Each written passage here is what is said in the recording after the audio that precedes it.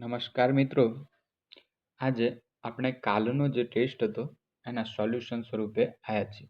પહેલા ક્વેશ્ચનની અંદર મિત્રો એવું કીધું છે કે in 8085 microprocessor how many interrupt are maskable. તો મિત્રો માસ્કેબલ ઇન્ટરપ્ટ કોને કહેવાય? તો જે ઇન્ટરપ્ટને આપણે અવોઇડ કરી શકીએ, જે ઇન્ટરપ્ટને આપણે મતલબ માઇક્રોપ્રોસેસર છે અવોઇડ કરી શકે એવા ઇન્ટરપ્ટને આપણે માસ્કેબલ ઇન્ટરપ્ટ કહીશું. માસ્કેબલ ઇન્ટરપ્ટ લેવા હોય તો જુઓ તો RST 7.5, RST 6.5, RST 5.5 આ જે મિત્રો છે એ માસ્કેબલ ઇન્ટરપ્ટ છે, એટલે કે એને માઇક્રોપ્રોસેસર અવોઇડ કરી શકાય.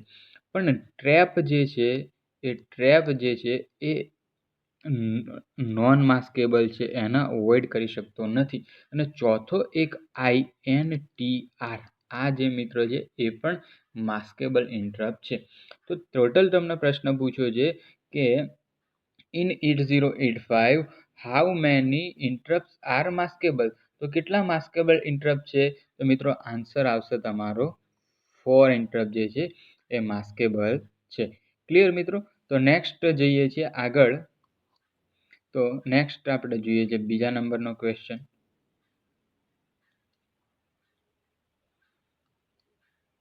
શું કીધું છે? What stack is used in 8085 microprocessor. તો માઇક્રોપ્રોસેસરની અંદર વિચ સ્ટેક યુઝ થાય છે? સ્ટેક એટલે સ્ટેક પોઇન્ટર. તો સ્ટેક પોઇન્ટરનું ઇનિશિયલ ક્યાંથી સ્ટાર્ટ થતું હોય મિત્રો? F F F F અને H. કહેવાનો મતલબ છે કે જ્યારે પણ સ્ટેક પોઇન્ટર યુઝ થાય તો એની અંદર એકનો ઘટાડો થાય છે. એટલે સ્ટેક પોઇન્ટરમાં કેવું હોય, આ પહેલું, એની ઉપર બીજું અને એની ઉપર ત્રીજું. એટલે લાસ્ટ ઇનપુટ અને ફર્સ્ટ આઉટપુટ. જે અહીંયા જુઓ, જે છેલ્લું આવ્યું છે એ પહેલું બહાર નીકળશે. એટલે આની અંદર કયા પ્રકારનું માઇક્રોપ્રોસેસર યુઝ થાય? તો મિત્રો યાદ રાખવાનું છે LIFO, last input first output. પછી જોઈએ મિત્રો ત્રીજા નંબરનું જોઈએ તો આગળ ત્રીજા નંબરની અંદર શું કીધું છે? In the instruction of 8085 how many bytes are present. તો કેટલા બાઇટ્સની ઇન્સ્ટ્રક્શન હોઈ શકે છે? તો મિત્રો યાદ રાખવાની છે કે જે ઇન્સ્ટ્રક્શન હોય એ તમારી 1 બાઇટની, 2 બાઇટની અથવા તો 3 બાઇટની હોઈ શકે છે. 1 બાઇટની ઇન્સ્ટ્રક્શન એટલે કેવી કે જે આપણે HLT બધી મશીન સાયકલ છે ને 1 બાઇટની ઇન્સ્ટ્રક્શન હોય. આની અંદર ફક્ત ઓપકોડ જ હોય, આનો ઓપકોડ કહેવાય મિત્રો. મેનોમિક્સ પણ કહેવાય છે ઓપકોડ્સને. પણ 2 બાઇટની ઇન્સ્ટ્રક્શન એટલે જોઈએ તો ધારો કે MVI 32H. તો આ MVI એ ઓપકોડ થયો. ઓપકોડ મતલબ તમને દિશા આપે છે કે મૂવ ઇમિડિયેટલી. મેનોમિક્સ પણ કહેવાય છે. અને 32 એ 1 બાઇટની ઇન્સ્ટ્રક્શન થઈ. ધારો કે તમને કીધું છે મૂવ AB, તો આ 3 બાઇટની ઇન્સ્ટ્રક્શન થઈ. B એક રજિસ્ટરની ઇન્સ્ટ્રક્શન, એ રજિસ્ટર અને મૂવ ઓપકોડ એટલે એક ઓપકોડ હોય. અને આ બેને ઓપરેન્ડ પણ ઘણીવાર શબ્દ વાપરાય છે. તો યાદ રાખવાની છે ઇન્સ્ટ્રક્શન કેટલા બાઇટની હોય? 1 બાઇટની હોય, 2 બાઇટની હોય અથવા તો 3 બાઇટની પણ હોઈ શકે છે. નેક્સ્ટ મિત્રો જોઈએ ચોથા નંબરનો ક્વેશ્ચનની અંદર શું કીધું છે? Which of the following addressing is not used in 8085. તો મિત્રો 8085ના એડ્રેસિંગ મોડ આપણે જોયા હતા કે નહોતા જોયા? એક તો ઇમિડિયેટ એડ્રેસિંગ મોડ, પછી જોયું હતું રજિસ્ટર એડ્રેસિંગ મોડ, પછી જોયું હતું ડાયરેક્ટ એડ્રેસિંગ મોડ, પછી ઇનડાયરેક્ટ એડ્રેસિંગ મોડ. બરોબર છે. અને પાંચમું હતું ઇમ્પ્લિસિટ, એને મશીન એડ્રેસિંગ મોડ પણ કહેવાય છે. તો કયું મિત્રો ના આવે?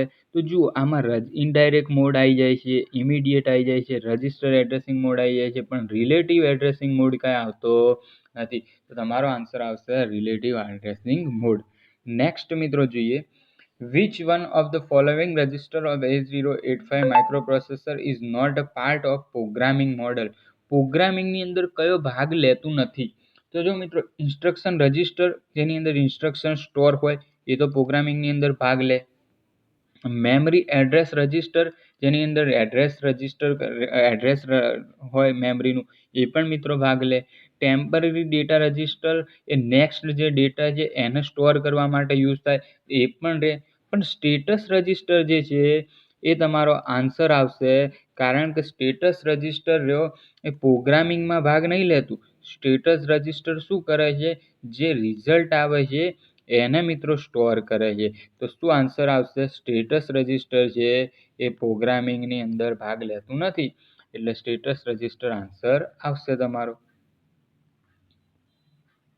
5મા નંબરનું જોઈએ, the program counter of 8085 microprocessor in 16 bit because. કેમ એને 16 બીટ એવું કહેવામાં આવે છે?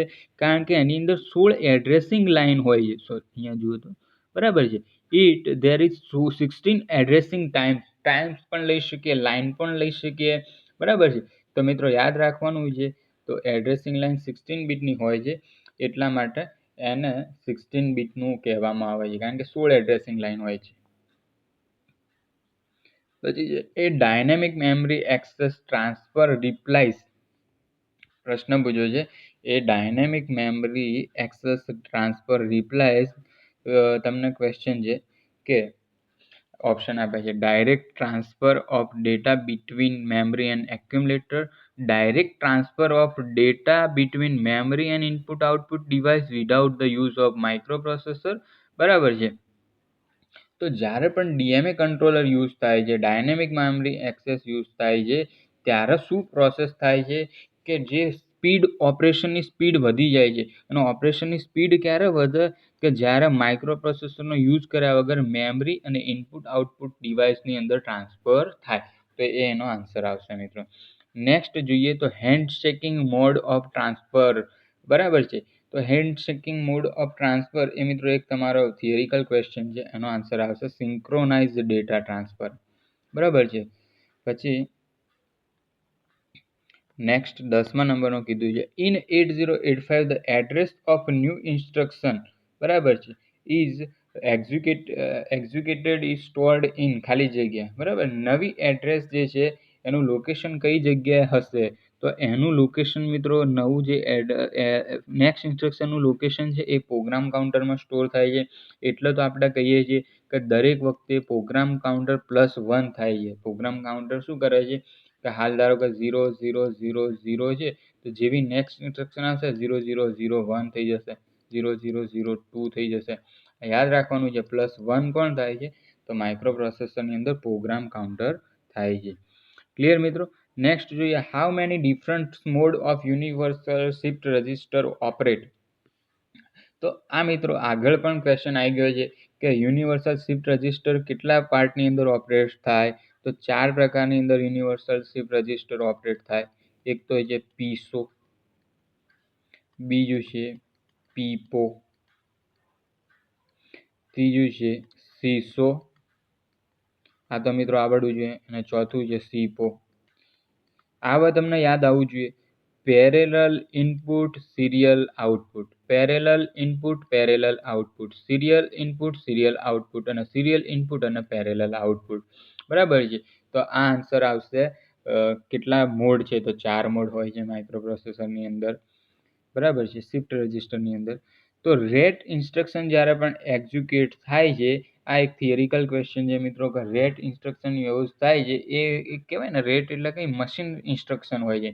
તો મશીન ઇન્સ્ટ્રક્શનની અંદર ડીકોડ ના થતો હોય, એટલે શું થાય કે ફેચ, રીડ અને રીડ જેટલું પણ યાદ રાખવાનું છે. મશીન સાયકલ હોય એમાં શું થાય? ફેચ, રીડ અને રીડ. ધારો કે કોઈ મશીન સાયકલ HLT છે, પછી RAR છે, RAL છે, બરાબર છે. તો એ પ્રકારની અંદર આ વસ્તુ થશે. પછી જોઈએ છીએ next, which one of the following statement is correcting regarding the instruction CMPA.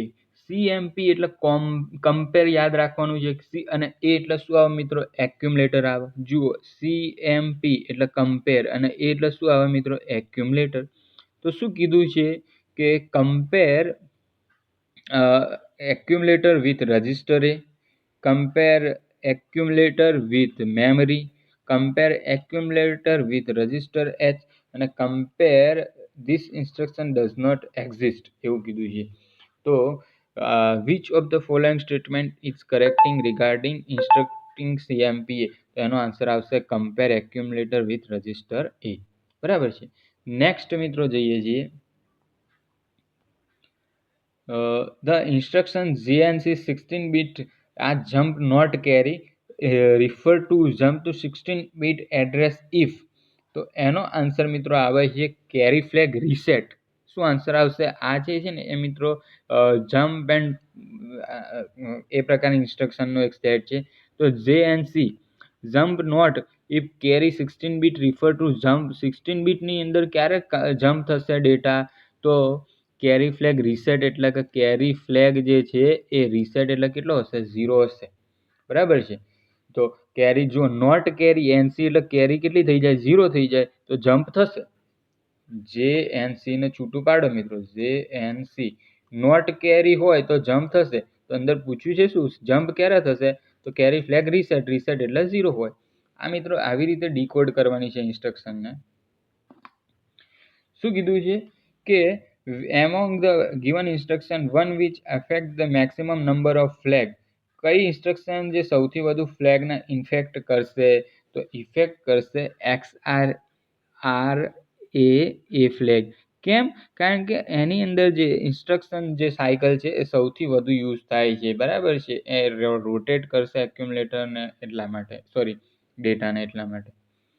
Exchange, આ મિત્રો ઘણીવાર આપણે વિડીયોમાં પણ કીધું છે કે એક્સચેન્જની અંદર શું કામ છે?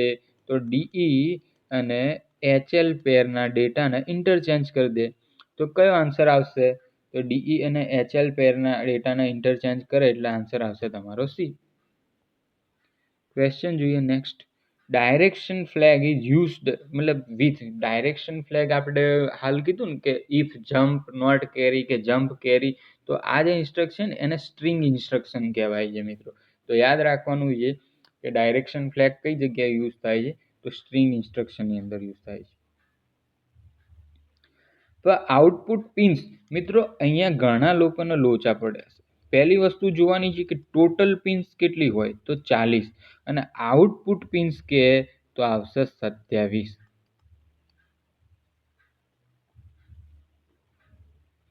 Following the 16-bit register. કયું 16-bit રજિસ્ટર હોય છે?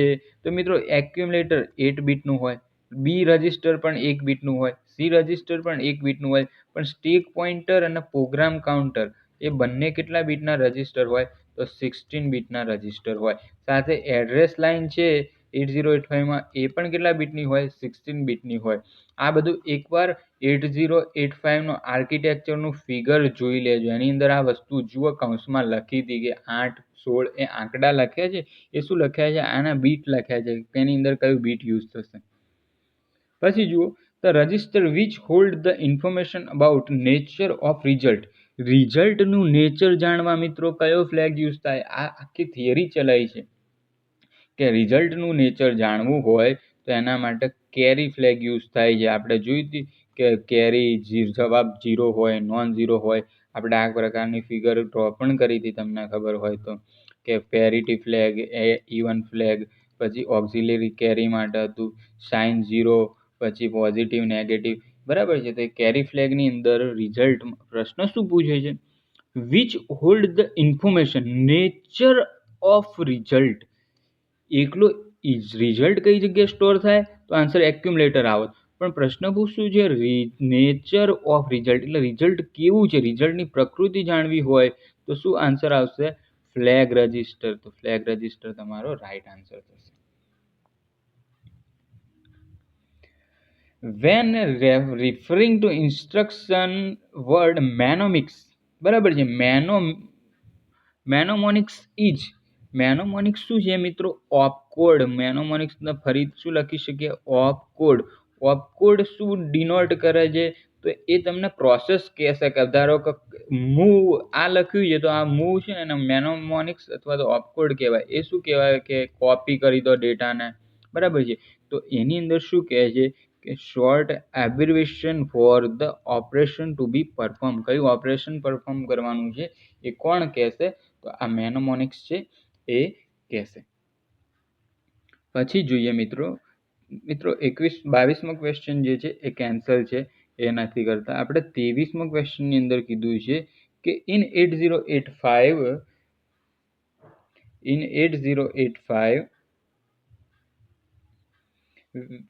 system with memory mapped input output which of the following is true. બરાબર છે, કઈ વસ્તુ સાચી છે 8085 ની અંદર? તો એની અંદર તમે જુઓ તો શું કીધું છે? Device have 8 bit address line ના હોય, મેમરી મેપ્ડ ઇનપુટ આઉટપુટ 16 બીટનું હોય, device are accessing using in and out instruction. તો આની અંદર મેમરી મેપ સાથે હોય નહીં. મેક્સિમમ ઓફ 256 ઇનપુટ અને 256 આઉટપુટ એ પણ આની અંદર હોય નહીં. પણ શું કીધું છે કે arithmetic and logical operation can be directly perform with input output data. હા, આ વસ્તુ થઈ શકે 8085 ની અંદર, તો એ સાચી છે. તો આન્સર સાચો તમારો મળશે.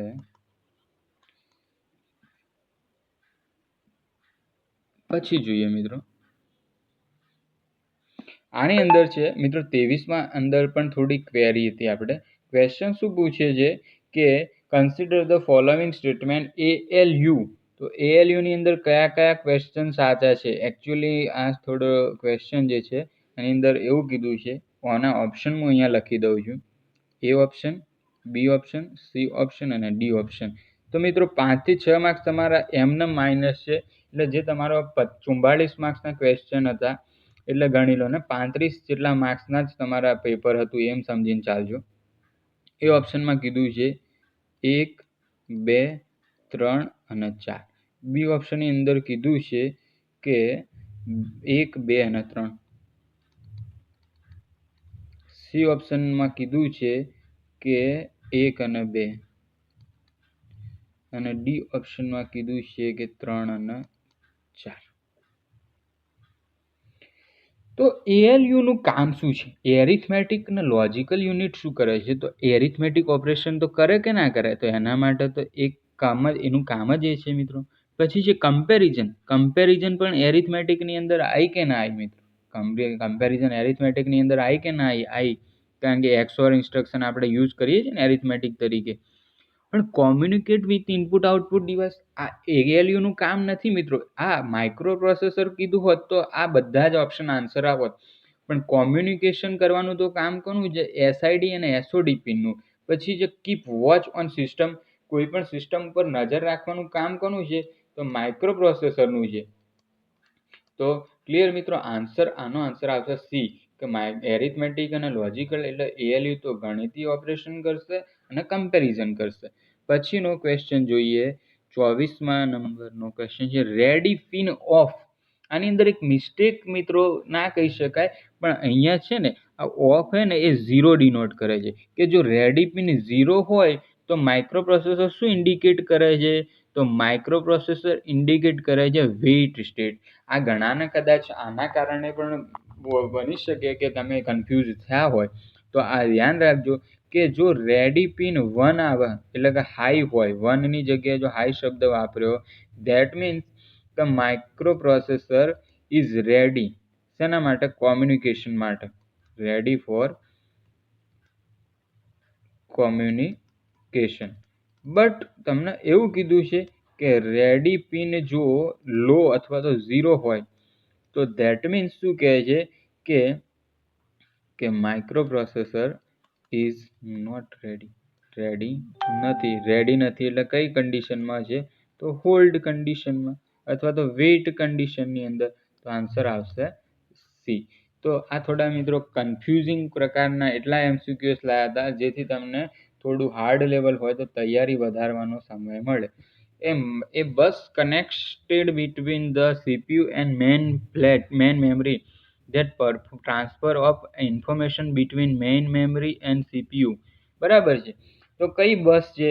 પહેલા તો તમે DMA બસ વાળું કઈ નામ સાંભળ્યું છે મિત્રો કોઈ જગ્યાએ? મેમરી બસનું નામ સાંભળ્યું છે કોઈ જગ્યાએ? એડ્રેસ બસ અને કંટ્રોલ બસ.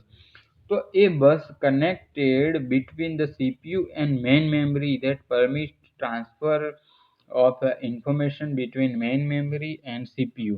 આ મેમરી બસ પણ કહેવાય ને ડેટા બસ પણ યુઝ થાય કે ડેટાને લઈ જવા માટે. તો a bus connected between CPU અને મેઇન મેમરીની વચ્ચે જે બસ કનેક્ટેડ છે એને મેમરી બસ તરીકે ડિનોટ કરવામાં આવે છે, કારણ કે ડીએમએ બસ તો છે જ નહીં મિત્રો. The operation executing by two or more control unit, બે થી વધુ કંટ્રોલ યુનિટથી જે પ્રોસેસ થાય તો મિત્રો જો નાની હોય ને તો એને માઇક્રો કહેવાય, મેક્રો એટલે કોઈ બ્રોડ હોય તો, મલ્ટી એટલે બે થી વધુ અને બાય ડાયરેક્શનલ એટલે બે દિશા. તો આન્સર આવશે મલ્ટી. બે અથવા બે થી વધુ થઈ જાય તો શું આવે મિત્રો? મલ્ટી. અને ફક્ત બે હોત ને તો આવત બાય ડાયરેક્શનલ. બીજું કીધું છે કે which of these 8 register can be paired together, કઈ પેરને ટુગેધર કરી શકાય? તો આપણે માઇક્રોપ્રોસેસરમાં જોયું હતું કે બીસી આખી પેર જ યુઝ કરીએ છીએ, એચએલ પેર યુઝ કરીએ છીએ અને ડીઈ પેર યુઝ કરીએ છીએ. આ બીસી ભેગા થઈને 16 બીટ બને, એચએલ ભેગા થઈને 16 બીટ બને અને ડીઈ ભેગા થઈને 16. કેવી રીતે? આ 8 બીટ અને આ 8 બીટ. પણ કોણ ના બને? તો એક્યુમ્યુલેટર તો સ્વતંત્ર હોય અને ફ્લેગ રજિસ્ટર રિઝલ્ટ ડિસ્પ્લે કરે. તો આમાંથી શું કીધું છે? કયા કયા બની શકે? તો કોણ બની શકે? તો 2, 3 અને 4 બની શકે અને એના સિવાયના બની શકે નહીં. ક્લિયર? નેક્સ્ટ જોઈએ તો સૌથી પહેલું 80 માઇક્રોપ્રોસેસર કયું ઇન્ટ્રોડ્યુસ થયું હતું? તો 80286, એને શોર્ટમાં 8086 આપણે લખીએ છીએ, બરાબર છે. એ અલગ છે મિત્રો, પણ 80286 પહેલું યુઝ. આ થિયરિકલ ઇન્ફોર્મેશન છે જે સ્ટોર કરવી પડશે. Program counter in a digital computer, program counter in a digital computer point, મિત્રો યાદ રાખજો, count the number of program run in machine. Count કરવાનું કામ તો મિત્રો ક્લોક સાયકલનું હોય છે. Count the number of, count કરવાનું ફરી કામ ક્લોક સાયકલનું હોય છે. પણ શું કીધું છે? ફરીથી ત્રીજામાં કાઉન્ટ આવ્યું તો કાઉન્ટનું કામ ક્લોક સાયકલનું. તો બચ્યું શું? તો program counter in a digital computer point the memory address of the current or next instruction to be executed. હમણાં કઈ કરશે અથવા તો નેક્સ્ટ કઈ ઇન્સ્ટ્રક્શન યુઝ થશે એ કોણ બતાવશે? તો પ્રોગ્રામ કાઉન્ટર તમને બતાવશે કે હાલ કઈ ઇન્સ્ટ્રક્શન ચાલે છે અને નેક્સ્ટ કઈ ઇન્સ્ટ્રક્શન આવશે. પછીનો કેન્સલ હતો મિત્રો ક્વેશ્ચન. પછી જોઈએ છે 32. At the beginning of the cycle, the at the beginning of the fetch cycle, the content of program counter are, જ્યારે પણ કોઈ સાયકલ ફેચ થાય છે તો એનું જે પ્રોગ્રામ કાઉન્ટર છે એ કઈ જગ્યાએ થઈ જાય છે? તો મેમરી એડ્રેસ રજિસ્ટર ઉપર જતું રહે છે. કેમ? કારણ કે સાયકલ સ્ટાર્ટ થવાની છે એટલા માટે મિત્રો. તો એ આન્સર આવશે રાઈટ આન્સર. પછી જોઈએ છીએ કોઈ પણ લેંગ્વેજની અંદર કઈ કઈ વસ્તુ હોય, કોઈ પણ ઇન્સ્ટ્રક્શનની કોઈ પણ એસેમ્બલી લેંગ્વેજ છે તો એની અંદર આ બધા જ હોય મિત્રો. મેનોમિક્સ એટલે એના ઓપકોડ પણ લખ્યો હશે, બરાબર છે. ઓપરેન્ડ એટલે મેં તમને સમજાવ્યું હતું કે જે 1 2 આપણે આવી રીતે લખીએ તો MVI A 32H, તો આ 32 થઈ ગયા, એ ઓપરેન્ડ થઈ ગયા. કોમેન્ટ એટલે કોઈ કોમેન્ટ સેક્શન હોય તો, લેબલ એટલે કઈ જગ્યાએ યુઝ થવાની છે, શેના માટે યુઝ થવાનું છે. તો આ ચારે ચાર વસ્તુઓ જે છે એ ઇન્સ્ટ્રક્શનનો એક પાર્ટ છે. તો તમને પ્રશ્ન પણ એ જ પૂછ્યો છે કે કઈ વસ્તુ ઇન્સ્ટ્રક્શનની અંદર હોય? તો બધી જ વસ્તુ એટલે 1 2 3 અને 4, ચારે ચાર વસ્તુઓ એની અંદર હશે. પછી કીધું છે કે ક્વેશ્ચન જોઈએ next. The relation among instruction cycle, fetch cycle અને executing cycle. તો મિત્રો કોઈ પણ ઇન્સ્ટ્રક્શન સાયકલ આખી બને ને એ કોના ભેગા થવાથી બને? તો એક તો ફેચ સાયકલ ભેગી હોય, એફસી કહેવાય, અને એની સાથે હોય એક્ઝિક્યુટ સાયકલ. આ બંને ભેગા થઈ અને એક ઇન્સ્ટ્રક્શન સાયકલ પૂરી થાય. આપણી પ્રોસેસ જ છે ફેચ, ડીકોડ અને એક્ઝિક્યુટ. એટલે કે કોઈ પણ ઇન્સ્ટ્રક્શન સાયકલ પહેલા ફેચ થાય, પછી ડીકોડ થાય, પછી એક્ઝિક્યુટ થાય. તો આન્સર તમારો આવશે આઈસી. મિત્રો એનો આન્સર આવશે તમારો IC is equal to FC plus EC. Important MCQ છે, આ પ્રકારના MCQs ડાયરેક્ટલી પૂછી શકે છે. When a peripheral is connected to the microprocessor input-output mode, the data transfer take place between 34મા નંબરનો ક્વેશ્ચન શું કીધો છે કે જ્યારે પણ કોઈ પ્રોસેસ પેરિફેરલ ડિવાઇસ એટલે માઇક્રોપ્રોસેસર છે આ એની સાથે કોઈ ડેટા કનેક્ટેડ કોઈ ડિવાઇસ કનેક્ટ કર્યું છે તો ધ ડેટા ટ્રાન્સફર કોની વચ્ચે થાય છે તો ડેટા ટ્રાન્સફર એક્યુમ્યુલેટર અને ઇનપુટ આઉટપુટ ડિવાઇસની વચ્ચે થાય છે મિત્રો. કારણ કેમ ઇનપુટ આઉટપુટ ડિવાઇસની વચ્ચે થાય કારણ કે અહીંયા મોડ કયો લીધો છે ઇનપુટ આઉટપુટ મોડ લીધો છે એટલે અહીંયા જો મેમરી મોડ લીધો હોત તો શું આન્સર આવી જોત મેમરી આન્સર આવી જોત. બરાબર છે મિત્રો. 36મા નંબરનું શું કીધું છે કે while execution of input output instruction take place the 8-bit address of port is placed on. તો મિત્રો કોઈ પણ ઇન્સ્ટ્રક્શન જે છે એ કઈ જગ્યાએ યુઝ કરવામાં આવે છે lower as well as higher order address bus. એના માટે તો ALE સિગ્નલ યુઝ થાય છે કે પહેલાં લોઅર એડ્રેસ યુઝ થાય અને તો પણ જો સ્ટીલ ડેટાની જરૂર પડે તો પછી પહેલાં D0 થી D7 યુઝ થાય અને સ્ટીલ જરૂર પડે તો પછી AD0 થી AD7 એડ્રેસ ડેટાને કમ્બાઈન કરીએ અથવા તો D7 થી D15. બરાબર છે.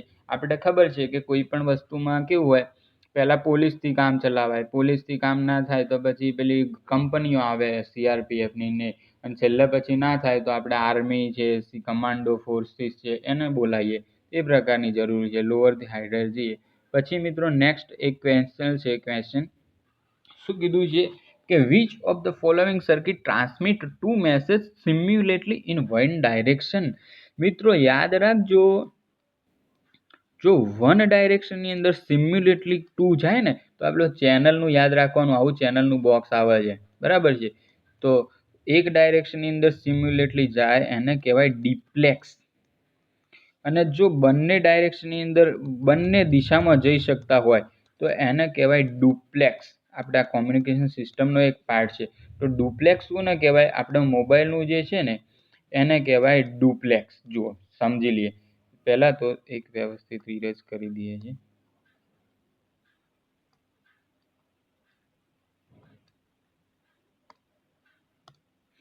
પહેલું છે સિમ્પ્લેક્સ. પહેલું લઈ લઈએ મિત્રો સિમ્પ્લેક્સ. પછી આવે હાફ ડુપ્લેક્સ. પછી આવે ફૂલ ડુપ્લેક્સ અને આ જે તમે કીધું એ મતલબ અંદર ક્વેશ્ચનમાં છે ડીપ્લેક્સ.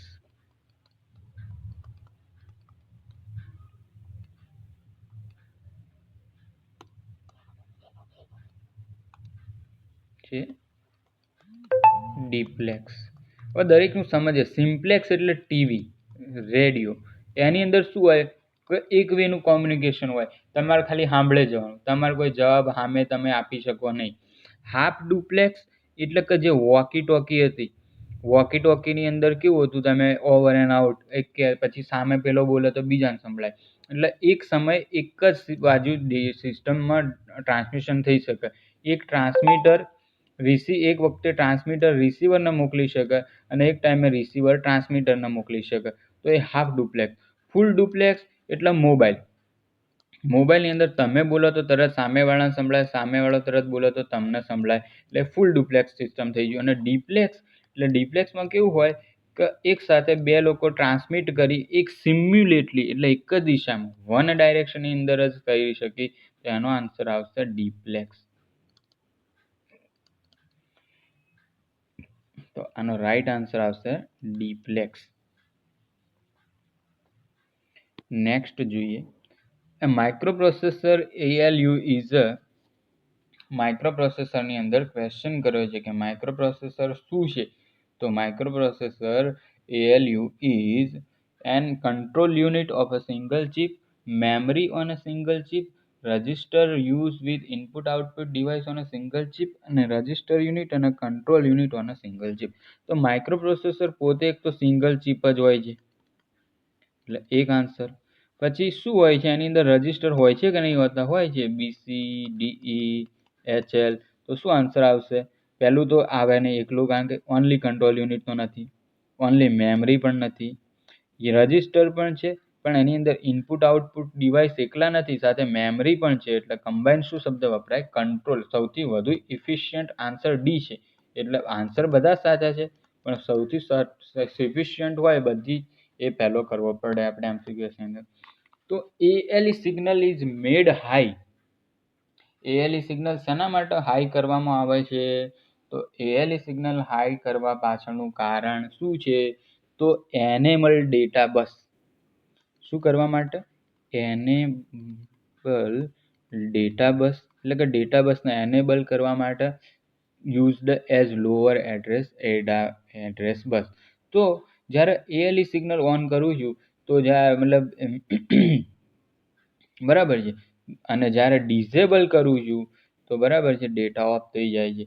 તો આનો આન્સર આવશે enable the data bus. Data બસને ALE સિગ્નલ ઓન કરું એટલે એનેબલ ડેટા બસ થઈ જાય. પછી છે output of assembler. Output of assembler in machine code is refer as a object program. આ મિત્રો એક થિયરિકલ ક્વેશ્ચન છે. તમે પરીક્ષામાં બી બધું પૂછાશે નહીં, અમુક તો તમને મતલબ કોઈ પણ એવા ક્વેશ્ચન આવશે કે જે ક્યારેય ના જોયા હોય.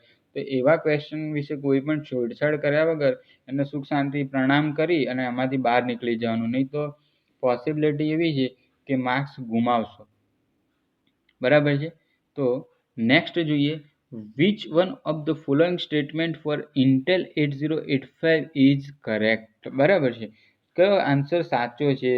તો આન્સરમાં પૂછ્યું છે programme counter specify the address instruction last executed. આ તો ખોટું છે ને, પ્રોગ્રામ કાઉન્ટર લાસ્ટ એક્ઝિક્યુટેડ ઇન્સ્ટ્રક્શનનું થોડું રાખે છે. બરાબર છે. Programme counter specify the address of instruction Bing executed, એટલે જે શરૂ થઈ જાય છે એને પણ પ્રોગ્રામ કાઉન્ટર નથી રાખતી. Program counter specify the address of the instruction be executed, એટલે કે કઈ નેક્સ્ટ એક્ઝિક્યુટ થવાની છે એનું એડ્રેસ રાખે છે. કોણ રાખે છે? Program counter. બરાબર છે. પછી જોઈએ તો નેક્સ્ટ શું છે? 45 નંબરનો પ્રશ્ન છે, ટ્રેપનું લોકેશન પૂછ્યું છે મિત્રો. લોકેશનો આપણે ટ્રેપના જોયો તો મતલબ ટ્રેપ ઓલરેડી આપણે ચલાયા હતા. ચલો, ટ્રેપનું લોકેશન કયું આવે? આવડવું જોઈએ દરેકના મિત્રો. કયું આવશે ટ્રેપનું લોકેશન? મિત્રો દરેકે કોમેન્ટ કરી અને કહેવાનું છે કે ટ્રેપનું લોકેશન કયું આવશે. બધા જણા લોકેશનો યાદ રાખજો. તો ટ્રેપનું લોકેશન આવશે 0024. પછી નેક્સ્ટ જોઈએ છીએ કે લોડર. બરાબર છે. શું કીધું છે કે loader is a program that. લોડરનું કામ શું છે? તો loader is program that memory and generate hex file. Loader the load hex file and convert to executable file. Load the compile and generate binary code. Load English like a command and generate the binary code. તો લોડરનું કામ જ એ હોય છે મિત્રો કે loader શું કરે કે એની અંદર ઇનપુટ તરીકે હેક્સ કોડ મળે અને એને કન્વર્ટ કરી કે એક્ઝિક્યુટેબલ ફાઇલ, એટલે જે કોમ્પ્યુટર અથવા તો મશીન જે ભાષા સમજી શકે એ ભાષાની અંદર કન્વર્ટ કરી શકે. એટલે આન્સર આવશે લોડ હેક્સ ફાઇલ ઇનપુટ તરીકે લેશે અને આઉટપુટ તરીકે એને એક્ઝિક્યુટેબલ ફાઇલમાં અંદર કન્વર્ટ કરશે. પછી છે કે how many machine cycle required by STA. તો STA એ કેટલી મશીન સાયકલની રિક્વાયરમેન્ટ હોય છે STA ને? તો કેટલો આન્સર આવશે મિત્રો? ચલો તો set the accumulator. How many machine cycle? તો STA ની મશીન સાયકલ આવશે 4. કોઈ પણ મિત્રો 4 મશીન સાયકલ મિનિમમ હોય છે. બરાબર છે. ડિપેન્ડ કરે છે કેટલા બાઇટની ઇન્સ્ટ્રક્શન હોય છે. Which of the following 8085 has maximum T state for execution. T state સૌથી વધુ કોના અંદર જરૂર પડશે એની અને કન્ડિશન આપી છે કે XRI બાઇટ્સ, ST એડ્રેસ એટલે કે સ્ટેક એડ્રેસ ને કોલ ઇન્સ્ટ્રક્શન. તો જમ્પ અને કોલ ઇન્સ્ટ્રક્શનની અંદર સૌથી વધુ ટી સ્ટેટ અથવા તો મશીન સાયકલની જરૂર પડે. તો આ મિત્રો યાદ રાખવાનું છે. વધુ આવશે કોલ ઇન્સ્ટ્રક્શન, એની અંદર સૌથી વધુ ટી સ્ટેટની જરૂર પડશે. તો મિત્રો આ હતા તમારું પેપરનું લેવલ થોડું હાર્ડ હતું મિત્રો, પરંતુ એ એટલા માટે રાખ્યું હતું કે જેથી તમને થોડો આઈડિયા આવે. સાથે ઘણા મિત્રોએ શું કર્યું છે કે મિત્રો બિન સચિવાલય છે, પછી બીજી એક્ઝામો છે, તો એ એક્ઝામોના પર્પઝ રીતે આની તૈયારી સ્લો કરી છે. એવું બિલકુલ ના કરતા મિત્રો. સૌથી વધુ ગોલ્ડન ઓપોર્ચ્યુનિટી તમારી આ એક્ઝામની છે. તમને પોઝિશન સારી મળશે, પગાર સારો મળશે. કોઈ પણ વસ્તુ તમે 19,900માં જાઓ. હાલ એવા લોકોના મારા ઉપર કોલ આવે છે કે સાહેબ અમે ક્લાર્કમાં છીએ અને અમારે બિન સચિવાલયમાં છે. 2 થી 3 સ્ટુડન્ટો તો મારી જોડે ઓલરેડી કનેક્ટેડ છે, જે સિનિયર ક્લાર્ક છે, બિન સચિવાલય છે, 2013-2015ની અંદર લાગેલા છે. અને એમને હવે હાલ એ વાતનો અફસોસ થાય છે કે અમારો એમાં ગ્રોથ થતો નહીં, અમારે આગળ જવું છે. મતલબ અમારે કોઈ નવી સાહેબ અમારને તમે તૈયારી કરો કે અમારે વાયરલેસ PSI બનવું છે, અમારે કોઈ PSI જનરલ, મતલબ એમનો સેલરી ઓલરેડી એટલા સુધી પહોંચવા આવે છે, પણ એમનું જે કહેવાય ને વર્ક સેટિસ્ફેક્શન એ નથી મળતું, કારણ કે એ બધા ટેકનિકલ બેકગ્રાઉન્ડથી બિલોંગ કરે છે. તો તમને સૌથી મોટી ઓપોર્ચ્યુનિટી એ મળશે કે આની અંદર તમે ટેકનિકલ જે તમે ભણ્યા છો એ ટેકનિકલની કામ કરવા મળશે. બરાબર છે, તમારું ટેકનિકલ વર્ક છે પહેલી વસ્તુ. બીજી વસ્તુ છે સેલરી તમને 31,000 બરાબર છે, અથવા તો તમને 38-39,000 મળશે. બીજું હવે ત્રીજો ફાયદો છે કે તમારું જે વર્ક છે એ તમને ખાખી કહેવાય ને કે વિધાઉટ લોડ, મતલબ લોડ તો દરેક કામમાં હોય છે. હાલ કોઈ પણ ગવર્મેન્ટમાં જશો ને એટલે ખ્યાલ આવશે કે પ્રાઇવેટ કરતાં પણ વધારે લોડ હોય છે. પણ ખાખી વર્દી વિધાઉટ તમને કોઈ એક્સ્ટ્રીમ પ્રેશરથી મળતી હોય તો એના જેવું બેટર ઓપ્શન કોઈ ના હોઈ શકે. એટલા મિત્રો પહેલી પ્રાયોરિટી આપજો હમણાં હેડ ક્લાર્કને, કારણ કે એ સારી ઓપોર્ચ્યુનિટી છે, પણ એની સીટ વધારે નહીં જો તમારું સારું આવ્યું ટેકનિકલ હોય, નોન ટેકનિકલ હોય તો. બીજી સાથે કોઈ વાયરલેસ, હું તમને એવું કહું છું કે બિન સચિવાલયની એક્ઝામ પણ લેટ છે, તો બિન સચિવાલય કરતો વધુ આના ઉપર ફોકસ કરજો. અને બંનેમાં નોન ટેકનિકલ તો સેમ જ છે. તમારે ડેલી 2 થી 3 કલાક ખાલી ટેકનિકલ માટે કાઢવાના છે. એટલા જો કાઢી નાખશો તો જે સિલેક્શનનું ડિફરન્સ હશે ને એ ટેકનિકલ ઉપર જ હશે. જે લોકોનું સિલેક્શન હશે એમાં ટેકનિકલનો સ્કોર સારો હશે, કારણ કે નોન ટેકનિકલમાં તો બધા સરખા માર્ક્સ જ લાવશે. એટલા માટે કહું છું કે નોન ટેકનિકલ ઉપર મિત્રો તૈયારી કરજો. તો આટલું રાખીએ છીએ. હવે નેક્સ્ટ મિત્રો આજેથી આપણે રડાર વિશે જોઈશું. તો જય હિન્દ મિત્રો.